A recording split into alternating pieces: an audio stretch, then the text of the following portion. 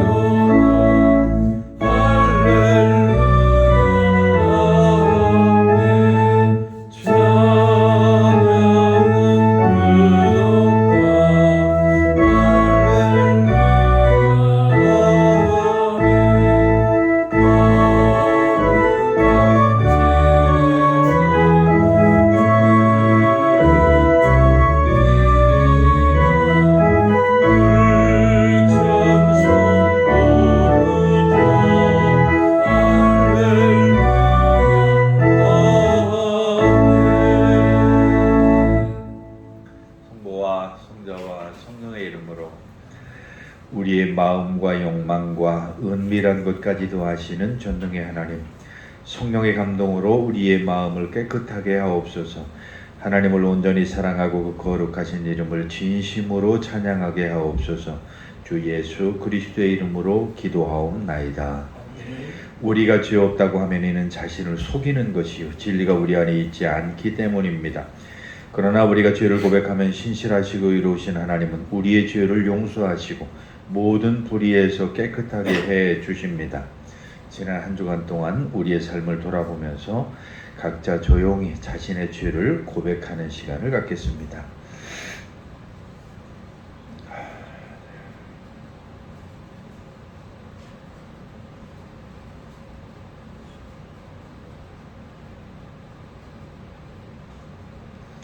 우리는 죄에서 벗어날 수 없음을 고백하나이다. 우리는 생각과 말과 행위로 죄를 지었으며 원하는 선을 행치 아니하고 원하지 않는 악을 행하였나이다. 우리는 마음을 다하여 주를 사랑하지 않았으며 내 이웃을 내 몸과 같이 사랑하지도 않았나이다. 하나님의 아들 주 예수 그리스도를 보시고 우리를 불쌍히 여기소서. 우리를 용서하시고 새롭게 하옵소서. 주님 뜻 안에서 기뻐하며 주의 길을 걸으며 하나님의 거룩하신 이름을 영화롭게 하옵소서. 전능하신 하나님 아버지께서 우리를 불쌍히 여기시고 그의 외아들을 보내시사 우리의 죄를 대신하여 죽게 하셨으며 그의 공로로 우리의 죄를 사하여 주셨습니다. 그러므로 소명을 받고 안수받은 말씀의 종인 나는 예수 그리스도의 명하심에 따라 여러분의 죄가 사하여졌음을 성부와 성자와 성령의 이름으로 선포합니다. 이제 자리에 앉으셔서 찬송가 뒤에 교동문 10번을 같이 교독하시겠습니다.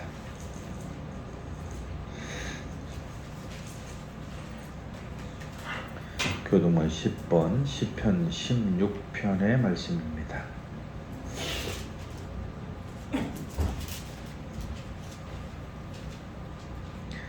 하나님이여 나를 지켜주소서. 내가 주께 피하나이다.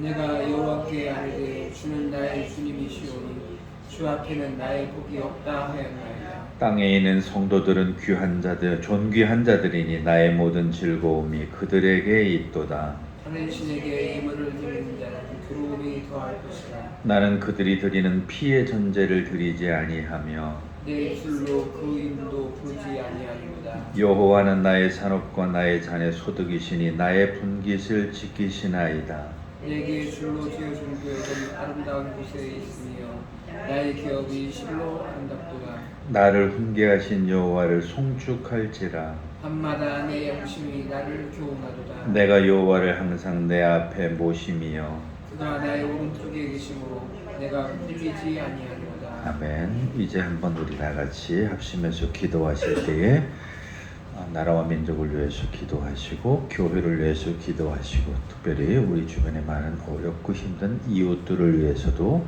함께 기도하겠습니다.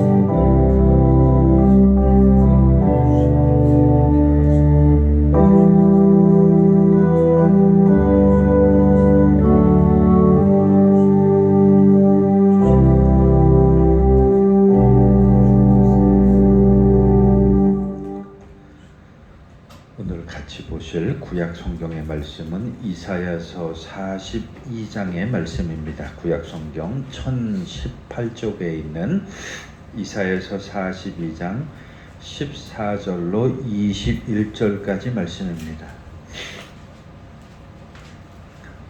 구약 성경 이사야서 42장 14절로 21절까지 있는 말씀을 우리 같이 읽겠습니다. 내가 오랫동안 조용하며 잠잠하고 참았으나 내가 해산하는 여인같이 부르짖으리니 숨이 차서 심히 헐떡일 것이라.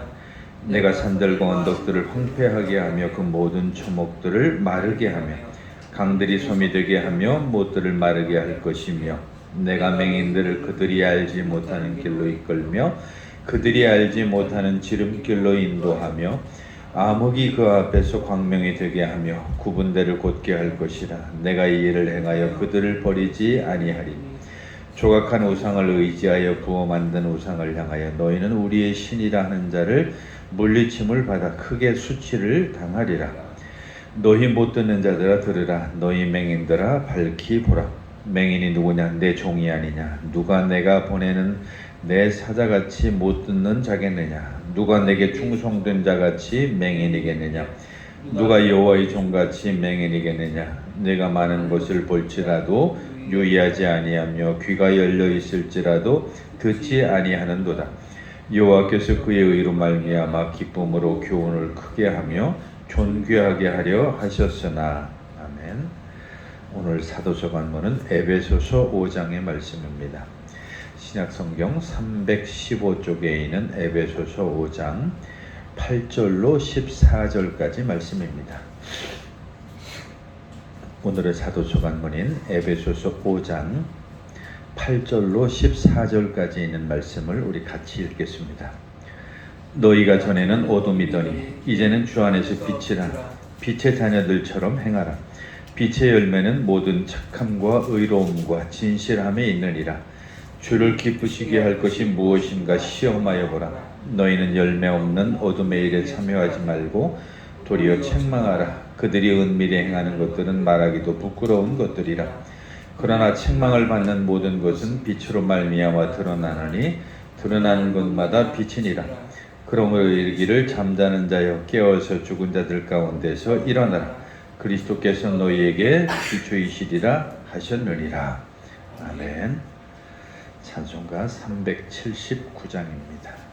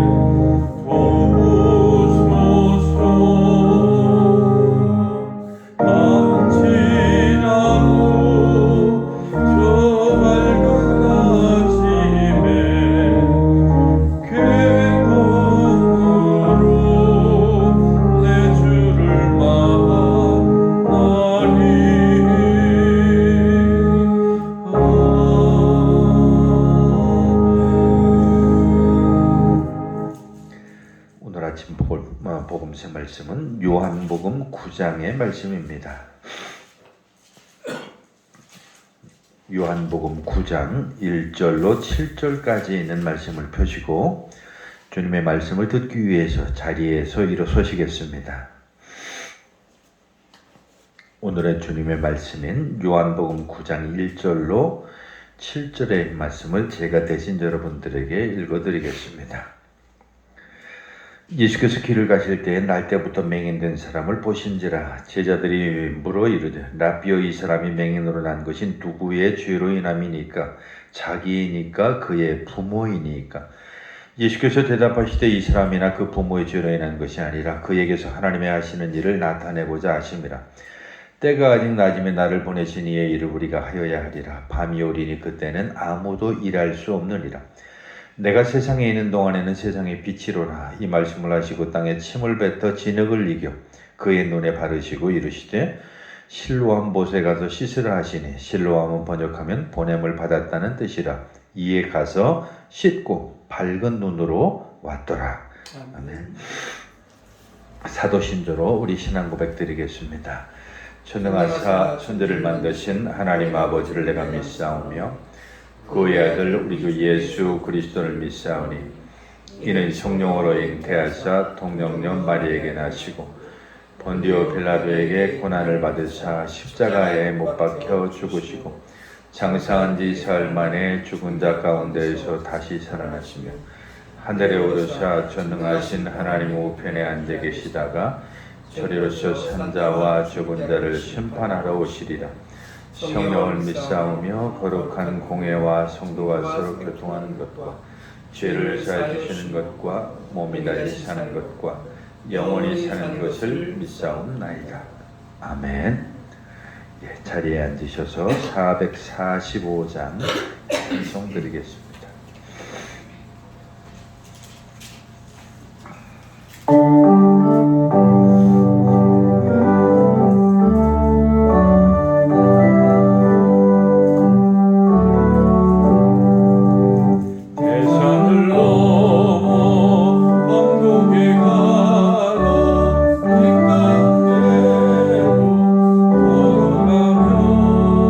주께서 항상 지키시길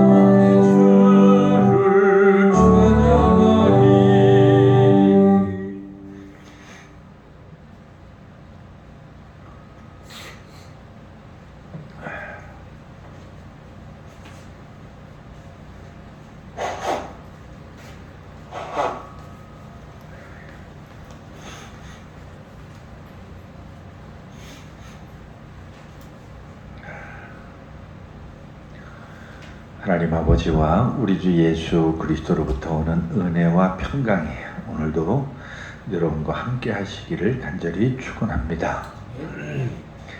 오늘은 특별히 에베소서 5장 8절로 14절까지 있는 말씀을 중심으로 해서 어둠을 밝히는 빛이라고 하는 제목으로 같이 은혜를 나눠보려고 합니다. 우리가 흔히 사용하는 말 중에 그 매너리즘이라고 하는 말이 있죠.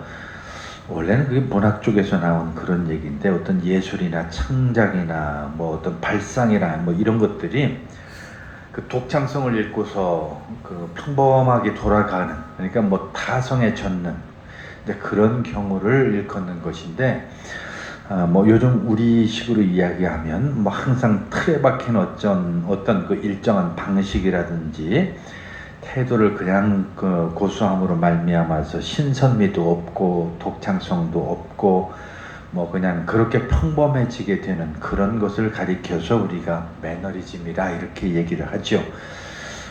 그래서 어떤 일을 똑같은 일을 계속해서 하다 보면 매너리즘에 빠지게 되는 일들이 많습니다. 특히 이제 글 쓰는 사람들이 이제 그런 일들이 있는데요. 글을 똑같이 쓰다 보면 나중에는 어떤 그 글 자체가 자꾸 평범해지게 되는 그런 일들이 좀 발생을 하죠. 그래서 우리가 적절하게 이것을 우리말로 좀 바꿔서 말한다고 한다면 타성이라고 하는 그런 말이 있어요. 타성에 젖는다고 그러죠. 그러니까 하나의 습관처럼 되어버리는 거예요.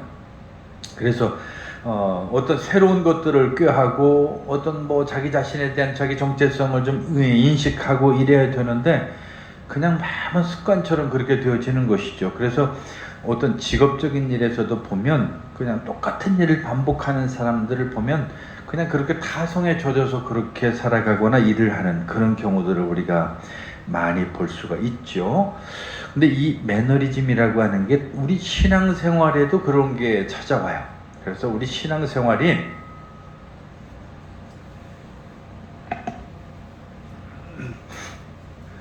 계속해서 신앙생활을 1년, 2년, 뭐 길게는 10년, 20년 이렇게 가다 보면 나중에는 처음에 그 첫사랑이라고 우리가 보통 그렇게 이야기를 하죠. 처음에 예수 믿었을 때 그 뜨거운 감정도 막 없어지게 되고, 그리고 교회에 가는 그 발걸음이 막 설레고, 그리고 교회에 가는 그 즐거움과, 그리고 교회 가서 찬송을 부르고 기도하고 예배 드릴 때 어떤 그 기쁨이 차츰차츰 나중에 사라지게 돼요. 그러다 보면 그런 것들이 타성에 젖어서 나중에는 그냥 예배가 하나의 형식이 되고 습관이 돼요. 그러다 보면 말씀에 집중도 잘 안 되고 또 이 신앙생활 자체가 어떤 그냥 평소에 그냥 늘 해왔던 그런 식으로 그게 반복이 되는 거죠. 자, 근데 이게 더 위험하고 더 문제가 되는 것은 어디에 있느냐 하면 그 타성의 젖음으로 말미암아서 이 기독교의 본질을 잊어버리는 거예요. 기독교의 본질을 잃어버려요. 기독교를 내가 처음에 접하고 예수님과 더불어 만나고, 그리고 그 예수님으로 말미암아 내 삶이 변하고, 그리고 그 하나의 말씀을 읽을 때마다 그 말씀이 내 마음에 와닿고, 그 말씀으로 말미암아 내 삶이 변하고 하는 이런 것들이 처음에 예수 믿을 때는 조금 그랬다가 나중에는 그냥 그렇게 없어져 버리는 거야. 그냥 그러려니 하고, 뭐 오늘도 예배고, 뭐 오늘도 주일이고, 오늘도 뭐 그냥 뭐 그렇고 똑같은 그런 생각으로 그렇게 하루가 되고 한 달이 되고 1년이 10년이 되는 그런 일들이 생기게 되죠. 근데 그게 이제 가져오는 결과가 치명적입니다. 그게 뭐냐면 그게 타성에 젖어버리게 되면 많은 사람들에게 끼쳐지는 그 영향력이 없어져 버려요. 내가 예수 믿는 사람이라고 하는 그 자각 자체가 없어지기 때문에 내가 이런 말씀으로 말미암아 이렇게 살아야지라고 하면서, 그리고 다른 사람들에게 내가 복음을 전하고 다른 사람들에게 내가 뭔가 영향을 끼쳐야지라고 하는 이런 아주 간절한 마음들이 없어진다라고 하는 거예요. 이게 얼마나 우리에게 충격적입니까? 사실 우리 기독교가 우리 한국에 처음에 선교가 되어졌을 그 당시만 해도 우리 기독교의 영향력이 참 컸죠. 뭐 그 당시는 인원이라고 하면 뭐 예수 믿는 사람들이 얼마나 적겠어요? 조금밖에 안 되는 그런 사람들이었는데 그 그리스도인들의 영향력이 얼마나 컸는지 몰라요. 그래서 많은 주변에 있는 사람들이 뭐 제 어렸을 때 기억을 하더라도 그래. 아, 예수 믿는 사람들은 좀 뭐가 달라. 예수 믿는 사람들은 정말로 뭔가 좀 다른 삶을 사는 것 같아. 그러면서 그 예수 믿는 사람들을 나는 못 믿어도, 내가 교회는 나가지 않아도 신뢰를 했어요. 그리고 더욱이 주일학교 애들 이제 이렇게 우리가 전도를 해서 주일학교 같이 모으고 하면 그 안 믿는 집 가정에서도 그 주일학교 교사들이 가서 우리 아이 누구 아무개를 좀 교회 데려가서 예배를 드릴게 하면 아주 즐거운 마음으로, 아, 교회 가는데 뭐 좋은 일이 아니겠냐고, 그러면서 막 그냥 어서 데려가라고. 물론 이제 그때 교회라고 하는 게 이 세상에서 주지 못하는 뭐 사탕도 주고 뭐 이런저런 뭐 다신 그저 다른 교회만이 줄 수 있는 또 그런 게 있기는 했지만, 그럼에도 불구하고 안 믿는 가정, 안 믿는 사람들도 이 교회를 어느 정도는 신뢰를 했잖아요. 그런데 지금 현재 여기서 여러분이 한번 판단을 해본다고 한다면 어떤가요? 이건 뭐 기독교 자체가 너무 많은 사람들에게 불신과 그냥 너무 많은 비난과 그리고 손가락질을 당하는 그런 입장에 처해져 버렸어요.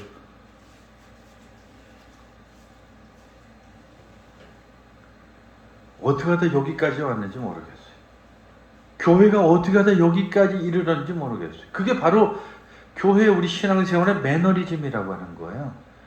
옛날엔 내가 그리스도인이라고 하는 것을 생각해서 많은 사람들한테 내가 어떻게 살아야 되고 어떻게 말을 해야 되고 그리고 어떤 모습으로 내가 다른 사람들에게 보여줘야 되는가라고 하는 것을 성경 말씀에 비추어서 늘 그냥 자기 자신을 새롭게 갱신을 했다고 한다면 이제는 아무런 감정이 없어요.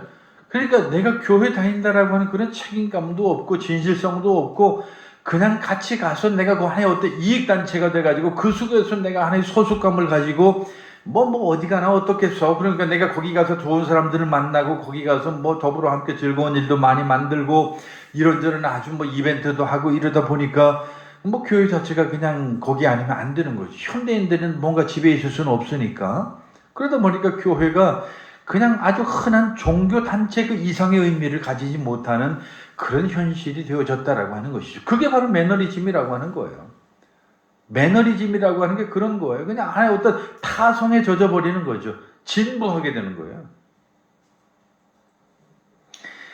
근데 이러한 그 매너리즘이 오늘 우리가 에베소서를 읽어보면 그 에베소 교회에도 그런 일이 있었던 것 같아요. 사실은 이 에베소서는 조금 신학적으로 논란이 많은 그런 책이기도 합니다. 왜냐하면 물론 이 에베소서 이 안에 바울이 내가 편지한다라고 하는 스스로의 어떤 그 자기가 저자라고 하는 자기가 편지의 주인이라고 하는 표현도 있지만 최근에 많은 역사적인 그런 그 비평학자들은 이 에베소서는 별로 이 바울의 작품이 아니다라고 이렇게 보통 얘기를 해요.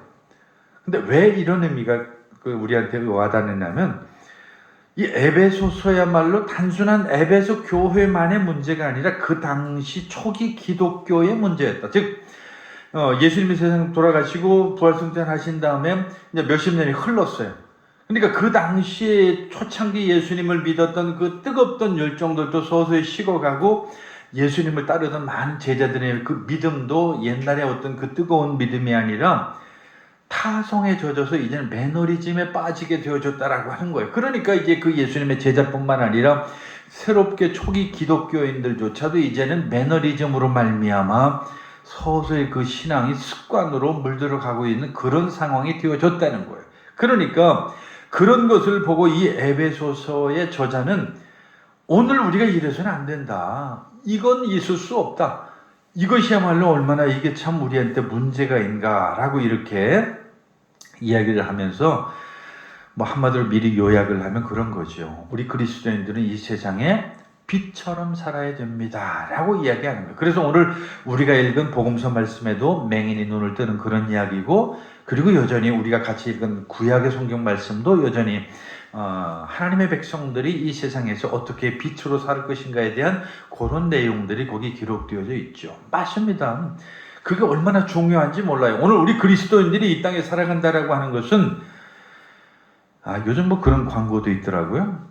근데 무슨 광고인지 기억은 못 하겠는데 뭐가 달라도 다르겠죠. 뭐 하는 뭐 그런 뭔지 내 기억은 잘 못 하겠어요. 하여튼 그 대목만 기억이 나요. 그 대목이 잠깐 기억이 나는데 그거예요. 오늘 우리 그리스도인들이 이 땅에 무슨 1000만 명이다 어쩌다 하고서 뭐 그 교회 숫자가 몇 개다라고 뭐 이렇게 늘 말은 하지만 그게 무슨 의미가 있어요? 1명이 됐든 100명이 됐든 1000명이 됐든 1000만 명이 되었든지 간에 그리스도인으로서의 영향력을 끼쳐서 이 세상에 선한 영향력을 끼칠 때 그게 의미가 있는 거 아니겠냐는 얘기죠. 오늘날의 전도라고 하는 것이요, 이제는 교세 불리기에 급급한 것 같아. 어떻게 하면 사람 한 사람 더 모으고, 어떻게 하면 더 큰 교회로 만들고, 어떻게 하면 더 규모를 확장시키고 하는 이런 데 혈안이 돼가지고 이런 것으로 아주 집중해온 것이 우리 한국 기독교가 아닌가요? 그렇다고 한다면 우리의 본질을 다 까먹어버린 거예요. 우리의 본질이 뭐예요? 그리스도인이에요. 크리스찬이에요. 그것은 다른 말로 하면 예수 그리스도를 믿고 그리고 그분이 우리에게 말씀하신 것 그리고 그분이 살아가신 그 삶의 모습 하여튼 그러한 것들을 가지고 우리가 스스로 우리 몸을 통해서 살아내는 사람들이죠. 그러니까 그런 그리스도인이 그렇게 살아가지 못한다고 한다면 이건 비난받아도 싼 거죠.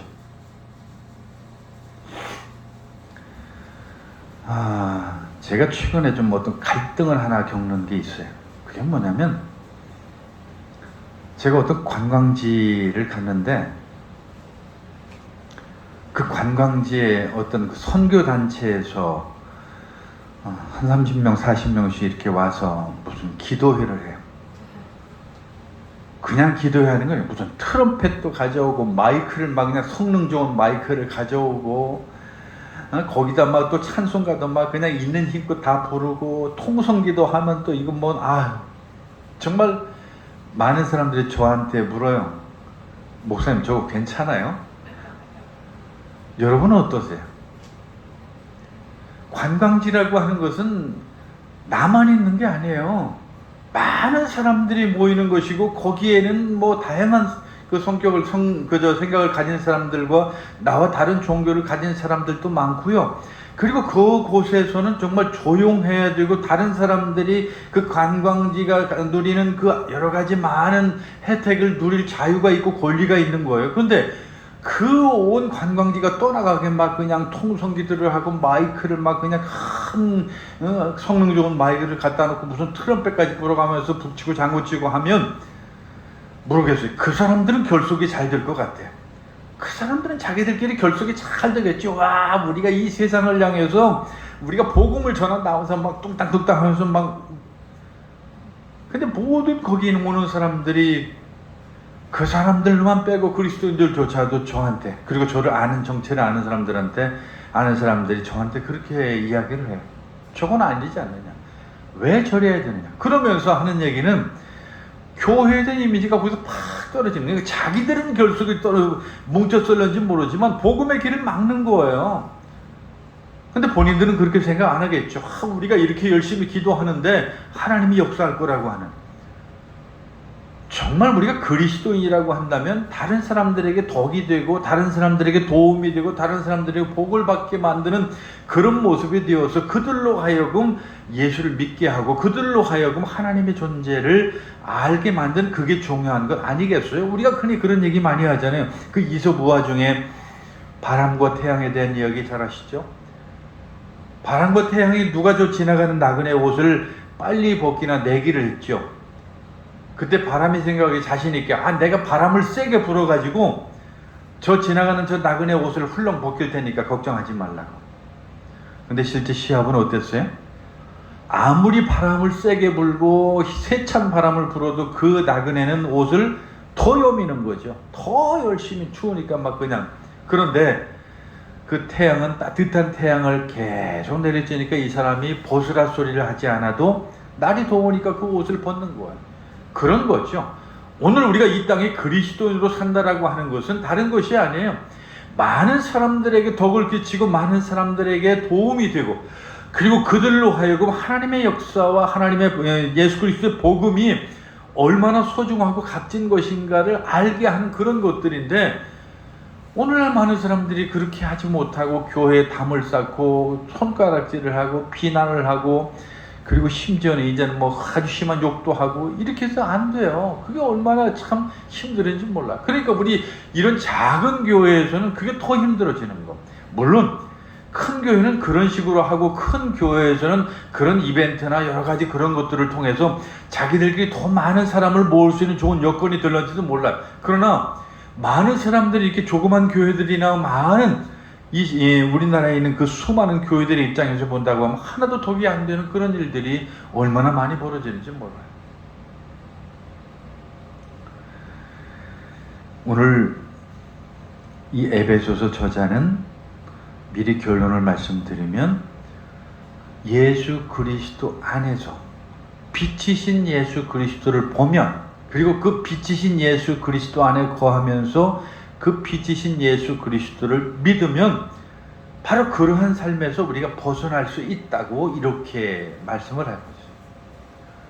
이 말은 다른 말로 하면 그 당시에도 많은 사람들이 이제 매너리즘에 빠져가지고 예수님 언제 오실지 모르겠다는 이제 이런 생각도 들고 그리고 초기 기독교인들이 가졌던 그런 열심도 이제 사라지고 그냥 형식적으로 오늘 주일이네 모여야지 이런 마음으로 하는데 다시 옛날에 어떤 그런 것들을 되새겨주고 환기시켜주는 그런 것을 우리가 볼 수 있게 되는 것이죠. 그래서 예수님이야말로 여러분 정말로 이 세상을 비추는 빛이십니다 라고 하면서 그 이야기를 들려주는 거예요. 뭐 예수님이 이 세상에 빛이셨다라고 하는 그 사실을 새삼스럽게 우리가 얘기할 필요는 없죠. 중요한 것은 오늘 예수 그리스도를 믿는 우리가 그런 빛이 되어져야 되고 그런 빛의 삶을 살아야 된다라고 하는 그 사실입니다. 그래서 이제는 다른 사람들에게 어떤 형태로든지 우리가 그리스도인으로서 덕을 세우지 않으면 안 돼요. 다른 사람들에게 우리가 그리스도인으로서 이제는 정말 많은 선한 열매를 맺지 않으면 안 되는 거예요. 그리스도인들이라고 그렇게 예불은 얘기하면서 교회 나간다고 말하면서 더 힘들게 하고 더 고통스럽게 하고 더 살아가는 모습이 개참 아니면 이게 누가 믿게요? 누가 교회로 오겠어요? 좀 부끄러운 얘기지만 제가 저 위에 집을 지을 때도 좀 그런 걸 많이 느꼈고요. 뭐 평소에도 제가 많이 느끼게 됩니다. 제가 어렸을 때만 해도요.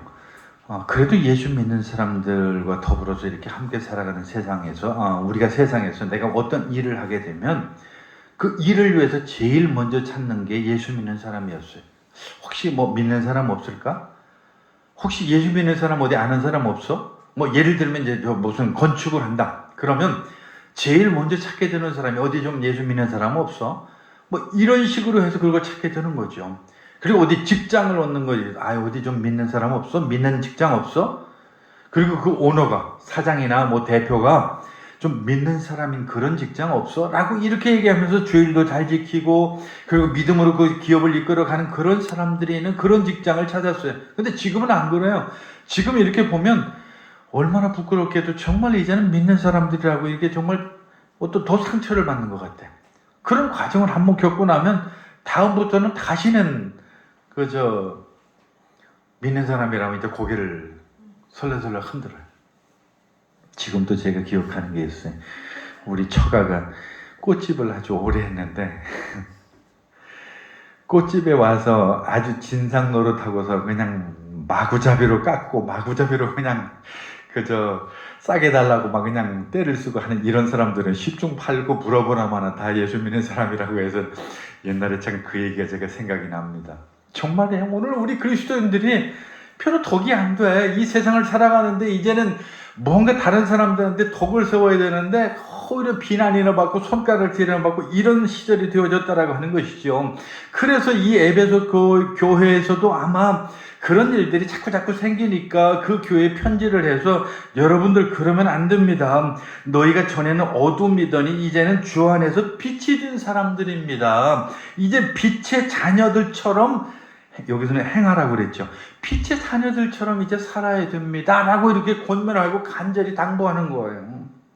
그러면서 거기에 9절에 그 빛의 열매를 맺으라고 이제 3가지를 거기 얘기를 합니다. 빛의 열매가 그게 뭐냐 하니까 거기 첫째는 착함과 의로움과 진실함. 이 세 가지를 빛의 열매라고 그렇게 오늘 성경에서 이야기를 하고 있습니다. 이 에베소에서 이야기하는 이 빛의 자녀로서 이 선과 의와 진리의 열매를 맺지 아니하면 안 됩니다라고 이렇게 얘기하는 거죠. 근데 여기서 첫 번째 그 선이라고 하는 것은 다른 것이 아니 착함이라고 그랬잖아요. 뭐 다른 말로 하면 이것은 아주 진실한 어떤 도덕성의 문제라고 저는 그렇게 이해가 돼요. 우리 그리스도인들이 좀 더 도덕적이지 않으면 안 돼요. 다른 사람에 비해서 좀 더 윤리적이지 않으면 안 돼요. 우리 그리스도인들은 이 세상을 살아갈 때 내가 내 몫을 차지하겠다고 다른 사람들의 어떤 손해를 끼쳐서는 안 되는 거죠. 오히려 내가 손해를 볼지언정, 그리고 이 사회에서 내가 어떤 윤리적으로 도덕적으로 내가 어떤 그 불리한 입장에 처할지언정 그래도 옳은 쪽을 선택해야 되는 것이 우리 그리스도인들이 되어야 되는 거야. 이 도덕성 문제만큼은 정말 할 말이 하나도 없어요. 너무 우리 그리스도인들이 도덕적이지 못해요. 똑같아요. 좀 비슷한 얘기가 들는지 모르겠는데 어쨌든 우리 교회가 지금 뭐 이렇게 20년도 넘었는데 참 많은 사람들이 여기를 왔다 갔죠. 참 많은 사람들이 왔다 갔는데 보면 참 좋은 사람도 있지만 어렵고 힘든 사람들도 참 많았어요. 보면은 참 덕이 안 되고 제 마음을 너무 속을 속에서 제가 지금도 하나도 기억나는 그런 여러 가지 많은 일들이 있어요. 저렇게 해서 밖에 나가면 어떻게 살까? 저런 모습으로 저렇게 장사를 하는데 저 장사가 더 무슨 덕이 될까? 저렇게 언어를 하는데 저 언어가 다른 사람과 대화할 때 얼마나 많은 비난을 받을까? 그리고 우리가 심보라고 그러죠. 심보가 틀려먹어서 자기밖에 모르는 그런 사람도 많아요. 그럼 끊임없이 그냥 자기만을 위해서 살아가는 그런 사람들이.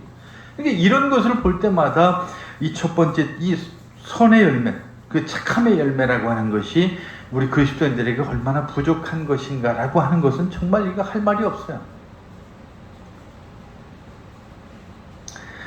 그 다음 두 번째, 의의 열매를 맺어야 된다고 거기 그렇게 이야기를 합니다. 의의 열매라고 하니까 우리가 퍼뜩 떠오르는 게 정의라고 하는 이런 말을 생각할지 모르겠어요. 근데 우리가 흔히 말하는 그 정의라고 하는 것은 참 말 그대로 정의하기가 어려운 게 정의예요. 이게 뭐 말장난 같지만 이 정의라고 하는 게 얼마나 어렵고 힘든 얘기입니까? 그러니까 심지어 이 정치하는 사람들도 정당 중에 정의당이라고 하는 그런 당도 있잖아요. 그 정의가 누구 기준으로 정의해요? 누가 그 정의를 판단합니까? 그 정의라고 하는 것이 어떤 게 정의고 어떤 게 불의예요.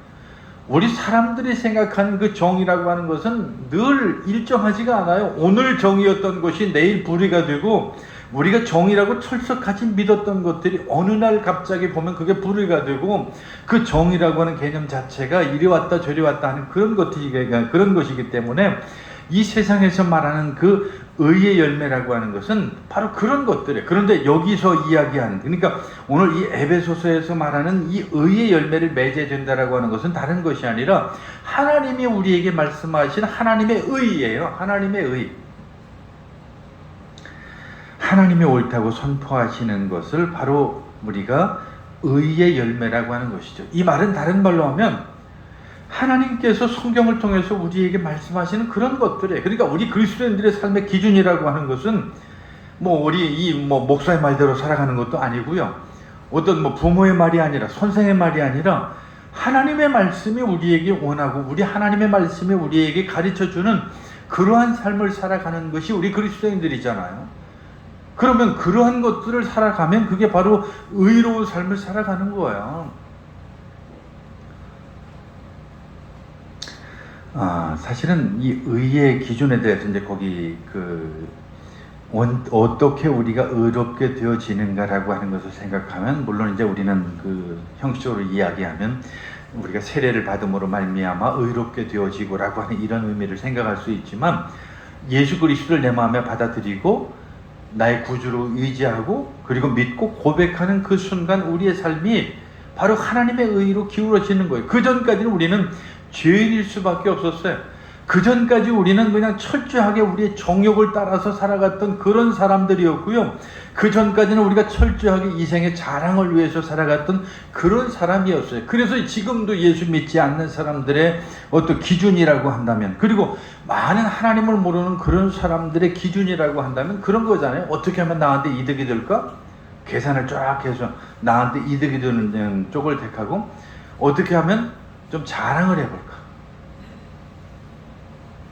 그 이야기하면 또 더 할 말이 없어요. 제가 아침 방송 뭐 고정해놓고 우리 그 기독교 음악 방송을 자주 듣는데요. 기독교 음악 방송이니까 그래도 내가 그걸 즐겨 듣는 이유는 음악 방송, 전문 음악 방송이니까 멘트가 좀 적어. 쓸데없이 그냥 그 DJ가 계속 자기 이야기 막 해대고 쓸데없이 자기 개인적인 말을 막 자꾸 늘어놓게 되면 재미가 없는데, 그래도 그런 것이 좀 적고 음악이 좀 많고 이렇게 하니까 그걸 제가 자주 즐겨 들어요. 그런데 아침에 클래식 방송들이 있어요. 뭐 지금은 조금 그 DJ가 바뀌어서 좀 달라졌더라고요. 근데 전에 그 DJ가 하던 그때 보면은 계속해서 그 멘트 중에 모든 멘트가 한 두어 시간 동안 하는 동안 그 이제 거기 실시간으로 올라오는 문자들을 하는 거죠. 우리 아이가 어디 합격했는데 자랑하고 싶어서 문자 올렸어요. 뭐 사업을 했는데 갑자기 이렇게 좋은 일이 생겨서 문자를 올렸어요. 근데 물론 그 이면의 그 의미는 우리가 이해하죠. 그냥 하나님 감사합니다 뭐 그런 것들 얘기겠죠. 근데 전부 그 내용이에요. 오늘은 뭐 어디에 합격을 했고 어디에 뭐 좋은 일이 생겼고 어디 정말 제가 듣기에도 좀 역겨울 정도로 왜 이렇게까지 자랑을 해야 되나 싶을 정도예요. 물론 그 본인이 그렇게 축하해달라고 하는 그 의미를 왜 우리가 모르겠어요. 축하받고 싶은 그 마음이야 얼마나 간절하겠어요. 내가 그렇게 원하던 어떤 것을 실현했을 때 그 축하받고 싶은, 박수받고 싶은 마음이야 왜 누가 없겠어요. 그런데 그 방송을 듣는 모든 사람들이 다 그런 사람들은 아니잖아요. 다 대부분의 사람들은 그렇게 되어지지 못한 사람들이에요. 그러니까 그가 위로를 받고 싶어서 그 방송을 듣는 사람들이 대부분일 텐데, 이게 위로는 고사하고 무슨 염장을 지르는 것도 아니고 계속해서 그런 이야기밖에 안 하는, 아주 제가 그래서 불쾌했던 그런 적이 있는데, 우리 사람이라는 의라는 게 그런 거예요. 끊임없이 이생의 자랑, 뭔가 내가 자랑을 해야만 그게 의로운 줄 알아. 그래서 나 이것도 좋고 저것도 좋고 돈 벌었고 출세했고 성공했고 이런 것들이죠. 그러나 하나님께서 말씀하신 그 의라고 하는 것은 그런 의가 아니라 오늘 성경을 통해서 우리에게 말씀하시는 바로 그 많은 그 말씀의 의미에 담겨진 그 의라고 하는 것이죠. 그런 의를 우리가 살아야 되는 거예요. 그리고 세 번째 또 열매를 우리가 맺어야 되는 것이 있는데, 그게 뭐냐면 하나님의 불변하고 권위 있는 그 객관적인 진리에 대한 열매를 맺어야 돼. 우리 그 말씀 기억나죠? 진리를 알지니 진리가 너희를 자유케 하리라. 그 진리를 안다라고 하는 게 얼마나 우리에게 소중한지 몰라요.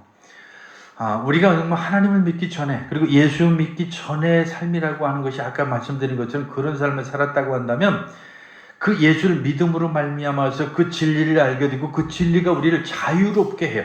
그 자유롭게 한다라고 하는 게 무슨 감옥에 갇혔다가 그 감옥으로부터 풀려나서 자유로운 그런 자유가 아니라, 우리를 얽매이는 눈에 보이지 않는 큰 그 쇠사슬로부터 우리가 벗어나는 거예요. 이걸 어떻게 설명해야 될지 모르겠어요. 예를 들면 그런 거죠. 막 젊은 시절에 막 출세를 향해서, 성공을 향해서, 돈을 향해서 막 그렇게 열심히 최선을 다하던 그런 사람들이 어느 날, 예를 들면 이건 최종적인 최악의 경우긴 하지만, 의사를 통해서 당신은 이제 한 6개월밖에 못 삽니다, 이런 선고를 받고 그 6개월을 기다린다고 한번 상상을 해보세요. 돈이 그렇게 대단할까요? 성공이나 출세가 그렇게 대단할까요? 아니잖아요. 하나님의 참된 진리가 무엇인가에 대해서 그때야말로 가장 진실하게 와닿는 그런 때가 아닐까요? 그거죠. 우리 인생이라고 하는 게 바로 그런 거예요. 평생을 살아도 그걸 깨닫지 못하는 사람들은 죽음이 임박했어요. 심지어 죽기까지도 그것을 깨닫지 못하는 사람도 많죠. 그러면 그 진리를 알지 못하니까 그 마음에 자유함이 없는 거예요. 늘 부족해요. 늘 모자라요. 늘 안타까워요. 늘 한숨에, 늘 그 마음속에 그냥 그 나오는 것들이 하나같이 다 그냥 부정적이에요. 그게 바로 예수 그리스도 안에서 그 진리를 알지 못하면 이 세상의 모든 게 다 그렇게 느껴지는 거예요. 그래서 대화를 나눠봐도 끊임없이 그렇죠. 난 뭣도 없고 뭣도 부족하고 뭣도 안 되고 모든 게 그런 거예요. 그러나 오늘 우리가 그 진리를 알면 사람이라고 하는 게 사실은 종이 한 장 차이밖에 안 됩니다. 재벌이나 우리나 뭐가 달라요? 언젠가 그 재미있는 제 짤이 생각이 났는데 우리나라 삼성의 어떤 이재용 씨인가요? 그분이 이제 신은 신발 가지고 한번 온라인에 논란이 된 적이 있어요. 근데 그분이 신는 신발이 뭐냐면 아주 그냥 편안한 신발이에요. 아, 재벌도 저런 신발을 신네? 뭐 이런 이야기가 이제 거기 떴던 것 같아요. 그런 거죠. 오늘 우리가 정말로 이 세상에서 그 자유함을 얻는다라고 하는 것은 이 세상의 모든 것이 부질없다라고 느껴지는 그런 순간, 이 세상의 모든 것이 아무것도 아니라고 느껴지는 그런 순간 우리는 누구를 부러워할 것도 없고 누구를 대단하게 여겨질 것도 없고 그냥 그렇게 우리가 내가 하나님이 나라는 사람을 이렇게 있게 해주셔서 감사합니다라고 하는 그 감사가 내 마음에 그리고 내 입술을 통해서 넘치게 되면 그거 이상으로 우리에게 뭐가 더 진리가 필요하겠어요. 그러면 그게 나를 자유하게 만드는 거야. 이제는 내가 더 이상 돈에 얽매여 살지 않아도 돼. 얼마나 좋아요. 내가 더 이상 출세나 성공이나 이런 것들에 얽매여 살지 않아도 돼. 얼마나 기분 좋아요. 내가 더 이상 내가 스스로 이런 세상에 많은 부정적인 것들에 얽매여서 그렇게 쫄아들 필요가 없어. 얼마나 좋아요. 그게 바로 진리를 통한 자유함을 얻는 거예요. 그 진리의 열매를 맺는 순간 바로 이 세상에 우리가 어둠으로부터 선과 의와 진리의 열매가 우리에게 맺혀지는 그 순간 우리가 스스로 이제는 어둠에서 빛으로 옮겨지는 것이죠. 그래서 이제 그리스도인이 되는 거예요. 그때야말로. 그러면 그리스도인이 되면 그때 그 진리가 나를 자유하고 해방을 맞게 하는데 그 자유함이라고 하는 게 이 세상 모든 것을 다 준다고 해도 바꿀 수 없는 어마어마하고 크고 엄청난 것들이죠. 그러니까 그런 것들이 내 안을 지배함으로 말미암아 이제는 내 삶이 행복해지는 거예요. 내 삶이 즐거워지는 거예요. 내 삶에 감사해지는 거예요. 뭘 가져서 감사한 게 아니라 그냥 내가 여기 이렇게 존재한다는 그것만으로 고맙고 그것만으로 감사하고 그리고 그 내 지금 현실에 있는 이 상황만으로도 내가 하나님 앞에 내 입술로 찬송을 할 수 있는 그런 빛의 자녀가 되어진다라고 하는 사실입니다. 그런 자유함을 얻고 그런 빛에 거할 수 있는 저와 여러분 될 수 있기를 간절히 축원합니다. 기도하겠습니다. 사랑이 많으신 하나님 아버지, 오늘 우리는 이 세상에 살아갑니다. 이 세상은 어둠이고 그리고 그 어둠에서 우리가 볼 수 있는 것들은 빛이 없이는 아무것도 볼 수 없다라고 하는 것을 잘 압니다. 그럼에도 불구하고 우리는 그 어둠 속에서 무언가를 얻으려고 허우적거리는 우리 모습을 보게 됩니다. 주님, 우리가 빛의 자녀가 되게 하시고 그 빛 가운데 거함으로 하나님의 앞에 참된 감사와 그리고 구원의 은혜를 누리게 하여 주시옵소서. 예수님의 이름으로 기도하옵나이다. 아멘.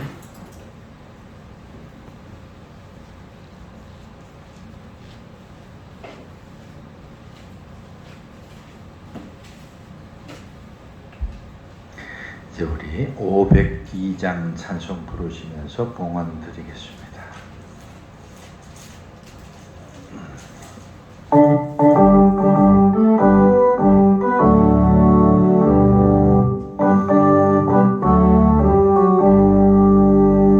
빛의 사자들이여 어서 가서 어둠을 물리치고 빛을 모르는 백성에게 복음의 빛 비추라. 빛의 사자들이여 복음의 빛 비추라.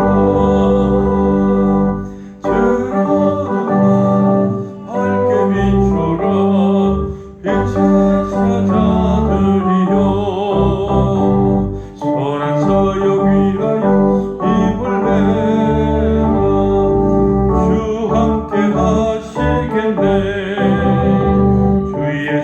그를 전파하며 복음의 빛 비춰라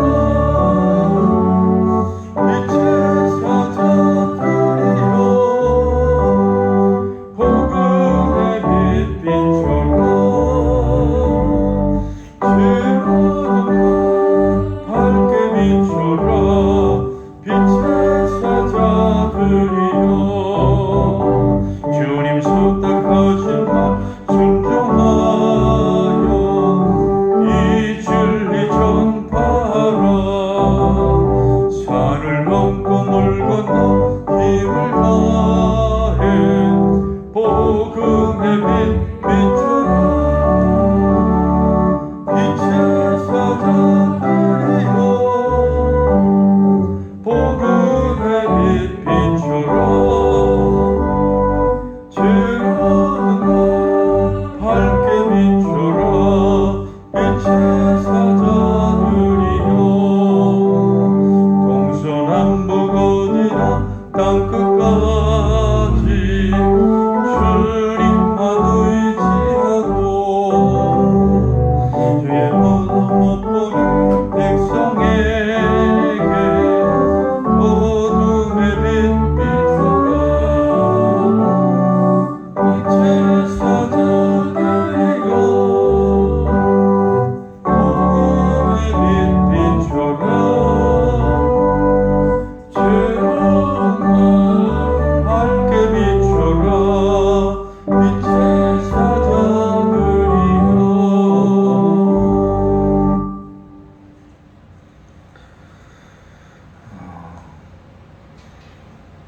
감사원금 우리 전주형 했는데요. 제가 여기 적지는 않았는데 그동안 실습을 나가던 사회복지기관에서 그래도 이쁘게 봐줘서 좀 인턴으로 와줄 수 없냐고 그렇게 또 얘기를 했다고 해서 그렇게 인턴으로 근무를 할 수 있게 해줬다고 얘기를 들었습니다. 여러분 위해서 기도해 주시면 좋겠습니다. 기도하겠습니다. 사랑이 많으신 하나님 아버지, 하나님의 크고 놀라우신 은혜를 감사드립니다. 오늘 우리가 이 땅에 살아가면서 세상에 물들지 않게 하시고 오히려 세상 속에 빛이 되어서 많은 사람들에게 그리스도를 전하고 참된 빛이신 주님을 저들에게 알게 하여 주시옵소서. 오늘도 하나님 앞에 드려진 물질들이 있습니다. 하나님 기뻐 받아 주시옵시고 특별히 11조로 분별해 드릴 그 물질 위에 하나님의 은혜를 더하시고 이 세상에 살아갈 때 물질로 어려움 당하지 아니하도록 풍성하게 채워 주셔서 주님을 위해서 그리고 이 세상의 많은 이웃들을 위해서 일하고 섬기며 봉사할 수 있게 하여 주시옵소서. 특별히 하나님 앞에 귀한 직장 주셔서 감사드린 그 손길이 있사오니 하나님께서 기억하여 주시옵시고 그 길을 열어주시며 많은 사람들에게 정말 빛의 삶을 삶으로 더 좋은 직장, 더 안정적이고 더 하나님이 기뻐하시고 하나님 앞에 하나님의 귀한 일을 감당할 수 있는 좋은 직장 허락하여 주시옵소서. 이 모양 저 모양을 드리는 손길마다 하나님께서 기뻐 받으시고 그 마음속에 간절함을 하나님이 받아 주시옵소서. 예수님의 이름으로 감사드리며 기도했습니다. 아멘. 주보 뒤에 광고 참고하시면 될 것 같습니다. 딱히 제가 따로 드릴 말씀은 없습니다. 자, 이제 우리 다 같이 자리에서 일어나셔서 1장 찬송 부르시고 축도로 마치겠습니다.